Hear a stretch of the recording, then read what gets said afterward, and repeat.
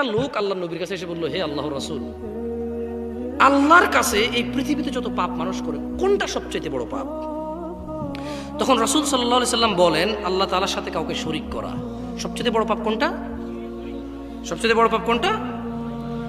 অথচ আল্লাহই তোমাকে সৃষ্টি করেছে, তুমি আল্লাহর সাথে কাউকে শরীক করছো।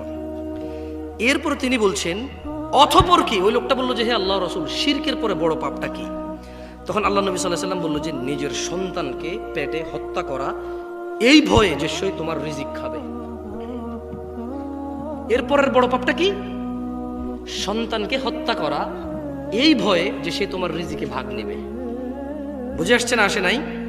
ভবিষ্যতে সে তোমার সঙ্গে খাওয়া দাওয়া করবে, কিভাবে পালবা, কি খাওয়াবা, এইরকম ভয়ে পেটে আসার পর বাচ্চাটাকে হত্যা করা হচ্ছে পৃথিবীর দ্বিতীয় বড় পাপ। মানে আল্লাহর সাথে শরীক করার সঙ্গে ওই লোক জৈনিক ব্যক্তি বলল যে, আল্লাহ রাসূল, আল্লাহর সাথে শরীক করা বড় পাপ, এরপরে কি বড় পাপ?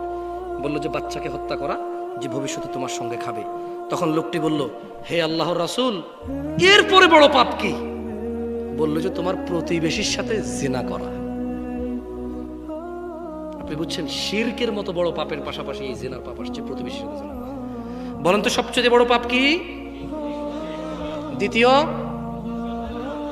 কেন হত্যা করে?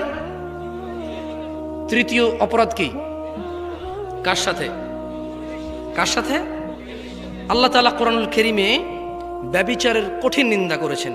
তিনি বলেছেন, ওয়ালা তাকরাবুজ জিনা ইন্নাহু কানা ফাহিশাতান ওয়া সাআ সাবিলা। হে ঈমান তোমরা যারা নিয়ে এসেছো, তোমরা জিনা ব্যভিচার নিকটবর্তী হইও না। এটা করিও না তো অনেক দূরে, আগে তো আসবা তারপরে করবা, তুমি আসিও না এর কাছে। তার মানে জিনা করতে নিষেধ করা হয় না, আসলে জিনার কাছে যেতে নিষেধ করছে। করা তো অনেক দূরে, বুঝছেন নি?